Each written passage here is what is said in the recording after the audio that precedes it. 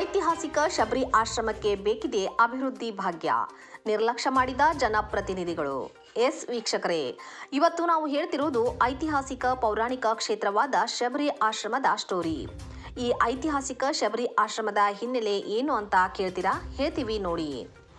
ಈ ಶಬರಿ ಆಶ್ರಮ ಇರುವುದು ಬೆಳಗಾವಿ ಜಿಲ್ಲೆಯ ರಾಮದುರ್ಗ ತಾಲೂಕಿನ ಸುರೇಬಾನ ಗ್ರಾಮದ ಹತ್ತಿರದಲ್ಲಿ. ಈ ಆಶ್ರಮಕ್ಕೆ ತನ್ನದೇ ಆದ ಪೌರಾಣಿಕ ಹಿನ್ನೆಲೆಯೂ ಇದೆ. ಅದೇನೆಂದರೆ, ರಾವಣನು ಸೀತಾಮಾತೆಯನ್ನು ಅಪಹರಿಸಿಕೊಂಡು ಹೋದ ಸಂದರ್ಭದಲ್ಲಿ ಶ್ರೀರಾಮನು ಸೀತಾಮಾತೆಯನ್ನು ಹುಡುಕುತ್ತಾ ಸುರೇಬಾನ ಗ್ರಾಮದ ಹತ್ತಿರ ಈ ಶಬರಿ ಆಶ್ರಮಕ್ಕೆ ಭೇಟಿ ನೀಡ್ತಾರೆ. ಆಗ ಹಲವಾರು ವರ್ಷಗಳಿಗಾಗಿ ಕಾಯ್ತಾ ಇದ್ದ ಶಬರಿಯು ಶ್ರೀರಾಮನನ್ನು ನೋಡಿ ಖುಷಿಯಿಂದ ಉಪಚರಿಸಿ ಬೋರೆ ಹಣ್ಣನ್ನು ಸೇವಿಸಲು ಕೊಡ್ತಾಳೆ. ಆಗ ಶ್ರೀರಾಮರು ಶಬರಿಗೆ ಆಶೀರ್ವದಿಸುತ್ತಾರೆಂದು ಪ್ರಸಿದ್ಧ ಪೌರಾಣಿಕ ಕಥೆ ಇದೆ. ಇಂತಹ ಪ್ರಸಿದ್ಧ ಐತಿಹಾಸಿಕ ಶಬರಿ ಆಶ್ರಮಕ್ಕೆ ಈಗ ಬೇಕಿದೆ ಅಭಿವೃದ್ಧಿ ಭಾಗ್ಯ. ಎಸ್ ವೀಕ್ಷಕರೇ, ಇಲ್ಲಿ ಶಬರಿ ದೇವಿಯ ದೇವಸ್ಥಾನ ಇದೆ. ಬೇರೆ ಬೇರೆ ರಾಜ್ಯಗಳಿಂದ ಈಗಲೂ ಸಾಕಷ್ಟು ಮಂದಿ ಇಲ್ಲಿಗೆ ಬರುತ್ತಾರೆ. ಆದರೆ ಇಲ್ಲಿ ಬರುವ ಸಾರ್ವಜನಿಕರಿಗೆ ಕುಡಿಯುವ ನೀರು, ಶೌಚಾಲಯ ಸೇರಿದಂತೆ ಮೂಲಭೂತ ಸೌಕರ್ಯಗಳಿಲ್ಲ.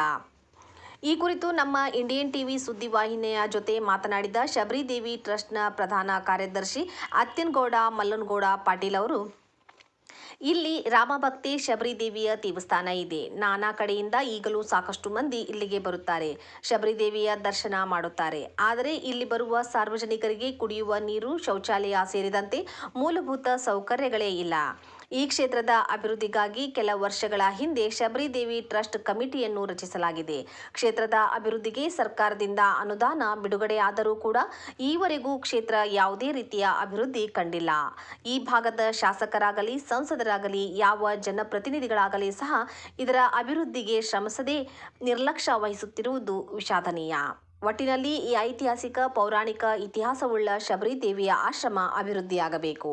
ಅದರ ಜೊತೆಗೆ ಲೋಕಾಪುರದಿಂದ ಧಾರವಾಡ ನೂತನ ರೈಲ್ವೆ ಯೋಜನೆಯು ಶೀಘ್ರವಾಗಿ ಕಾರ್ಯರೂಪಕ್ಕೆ ಬರಬೇಕು.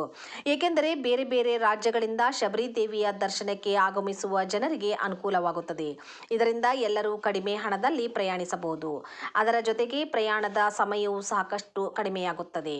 ಆದ್ದರಿಂದ ಶಬರಿ ದೇವಿಯ ಆಶ್ರಮ ಅಭಿವೃದ್ಧಿ ಜೊತೆಗೆ ಲೋಕಾಪುರ ಧಾರವಾಡ ನೂತನ ರೈಲ್ವೆ ಯೋಜನೆ ಕಾರ್ಯರೂಪಕ್ಕೆ ಬರಬೇಕೆಂದು ಅವರು ಆಗ್ರಹಿಸಿದರು. ವರದಿ ಅಫ್ತಾಬ್ ಸರ್ಮುಲ್ಲಾ, ರಾಮದುರ್ಗ. ಪೇಪರ್ನಲ್ಲಿ ಅನೌನ್ಸ್ಮೆಂಟ್ ಮಾಡಿದ್ರು, ಎಲ್ಲ ಕಾರ್ಯಕ್ರಮಗಳು ಹಾಕ್ಕೊಂಡು 11 ಕೋಟಿ ರೂಪಾಯಿ ಸ್ಯಾಂಕ್ಷನ್ ಆಗಿತ್ತವು. ಅದು ಇವತ್ತಿಗೂ ಒಬ್ಬರು ಅದನ್ನು ಪ್ರಾಪರ್ ಚೆನ್ನಾಗಿ ಯುಟಿಲೈಸ್ ಮಾಡ್ತಾಯಿಲ್ಲ. ಇಂಥ ಲೀಡರ್ಗಳು ಇಲ್ಲಿ ಪೂಜಾರಿಗಳು ಅಂತ ಯಾರೂ ಇಲ್ಲ.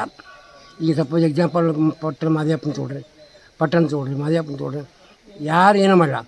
ಅದೇ ಮುಳ್ಳೂರು ಗುಡ್ಡಕ್ಕೆ ಸಾಕಷ್ಟು ಅರೇಂಜ್ಮೆಂಟ್ ಮಾಡಿದ್ರು. ಇದು 8ನೇ ಶತಮಾನದಿಂದ ಬಂದಂಥ ಗುಡಿ, ಜಕಣಾಚಾರ ಕಟ್ಟಿದಂಥ ಗುಡಿ, ಇವತ್ತಿಗೂ ಅದು ಇಂಪ್ರೂವ್ಮೆಂಟ್ ಇಲ್ಲ. ಈ ಟ್ರಸ್ಟ್ ಮಾಡಿದ್ದೀವಿ, ಎಲ್ಲ ಮಾಡಿದ್ದೀವಿ, ಬಟ್ ಡೆವಲಪ್ಮೆಂಟ್ ಏನಾಗಿಲ್ಲ ಸರ. ಇನ್ನು ಈಚಿನ ಏನು ಹಂಚಿಗೆ ಹೇಳೋದು, ಅವಶ್ಯಕತೆ ಅದೇ. ಯಾಕಂದರೆ ಬರ್ತಕ್ಕಂಥ ಹೋಗ್ತಕ್ಕಂಥ ಯಾತ್ರಿಕರಿಗೆ ಅನುಕೂಲ ಆಗ್ತಾವೆ. ಅದಾದರೆ ಇನ್ನು ಕ್ಷೇತ್ರ ಭಾಳ ಅಭಿವೃದ್ಧಿನೂ ಆಕತಿ, ಡೆವಲಪ್ಮೆಂಟ್ ಆಗತ್ತೆ. ಬರೋ ಉತ್ತರ ಪ್ರದೇಶ, ಮಧ್ಯಪ್ರದೇಶ, ಗುಜರಾತ್, ಮಹಾರಾಷ್ಟ್ರ ಎಲ್ಲ ಕಡೆಯಿಂದ ಜನ ಬರ್ತಾಯಿದ್ದಾರೆ. ಬಟ್ ಇಲ್ಲಿ ಏನು ಅವ್ರಿಗೆ ಪಾಪ ಇಲ್ಲಿ ಬಂದ್ರೆ ಫೆಸಿಲಿಟಿ ಏನೂ ಅನುಕೂಲ ಇಲ್ಲ. ಏನು ಸವಲತ್ತು ಏನಿಲ್ಲ ಸರ್? ಸವಲತ್ತು ಏನಿಲ್ಲ ರೀ. ಅದೇ ಸಮಸ್ಯೆ ನಮ್ಗೆ ಕೊರಗು. ನಾನು ಟ್ರಸ್ಟ್ ಕಮಿಟಿ ಅಧ್ಯಕ್ಷ ಆಗಿದ್ದೆ ಹಿಂದೆ, ಈಗ 6 ವರ್ಷದಿಂದ.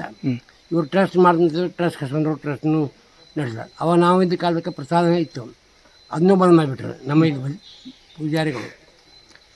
ಈಗ ರೈಲ್ವೆ ಬಗ್ಗೆ ಏನು ಹೇಳಕ್ಕೆ ಇಷ್ಟಪಡ್ತೀರಿ? ರೈಲ್ವೆ ಇಷ್ಟ ರೀ. ರೈಲ್ವೆ ಆದರೆ ಅನುಕೂಲ ಆಗ್ತದೆ ಜನರಿಗೆ, ಬಡವರಿಗೆ, ಮಧ್ಯಮ ವರ್ಗದವರಿಗೆ ಎಲ್ಲರಿಗೂ ಅನುಕೂಲ ಆಗ್ತದೆ. ಈಗ ಸ್ವಲ್ಪ ಮಧ್ಯಮದ ಶ್ರೀಮಂತ ಜನ ಕಾರ್ ತೊಗೊಂಬರ್ತಾರೆ, ಹೋಗ್ತಾರೆ. ಬಸ್ಸಿಗೆ ಬಂದರೆ ಅಲ್ಲಿ 1 hour ಕಿಳಿಬೇಕು, ಅಲ್ಲೂ ನಡ್ಕೊಬೇಕು. ಇದಾದ್ರೆ ಕ್ರಾಸ್ ಅಲ್ಲಿ ನಡ್ಕೊಬೇಕು. ಮತ್ತು ಊರಾಗಿಂದ ಬಂದರೆ 400 ರೂಪಾಯಿ ಆಟೋದಲ್ಲಿ ಕೊಡಬೇಕು. ಈ ಪರಿಸ್ಥಿತಿಯಾಗ ರೈಲ್ವೆ ಅವಶ್ಯಕತೆ ಇದೆ ನಮಗೆ. ಮತ್ತು ಇಲ್ಲಿಂದ ಡೈರೆಕ್ಟ್ ಲೋಕಾಪುರ ಜಂಪ್ಕೊಂಡು ಹಿಂಗೆ ಅನುಕೂಲ, ಎಲ್ಲ ಕಡೆಯಿಂದ ಅನುಕೂಲ ಆಗುತ್ತೆ. ಬೆಳಗಾವಿಗೂ ಅನುಕೂಲ ಆಗುತ್ತೆ. ಮಹಾರಾಷ್ಟ್ರ ಮಂದಿ ಭಾಳ ಭಕ್ತರೈತೆ. ಮಹಾರಾಷ್ಟ್ರ ಅಂದರೆ ಪುನಾಗಿನ ಈ ಗುಡ್ಡ ಹಿಂಗೆ ಎಲ್ಲ ಕಡೆಯಿಂದ ಜನ ಬಂದರು. ಗುಜರಾತ್ ಅಂತ ಬಂದು ಪಾಪ ಅವ್ರು ಏನು ಮಾಡ್ತಾರೆ ಗೊತ್ತಂದ್ರೆ, ಬಾದಾಮಿ ಇಳಿದು ಸಬರನ್ ಎಲ್ಲದಂತೆ ಸುರೇಬನ್ ಅಂತ ಹೊರತು ಸುರೇಬನ್ ಅನ್ನಕ್ಕೆ ಬರೋಲ್ಲ ಅವ್ರಿಗೆ.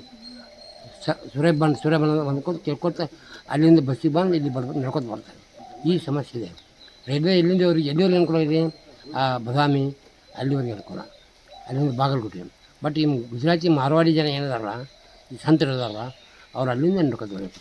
ಅವ್ರಿಗೆ ಈ ಪ್ಲೇಸಿನ ಬಗ್ಗೆ ಇತಿಹಾಸ ಗೊತ್ತಿಲ್ಲ, ಗೊತ್ತಿದ್ದ ಬರ್ತಾರೆ, ಆದರೆ ಅವ್ರಿಗೆ ಮಾರ್ಗಸೂಚಕ ಯಾವುದೂ ಇಲ್ಲ.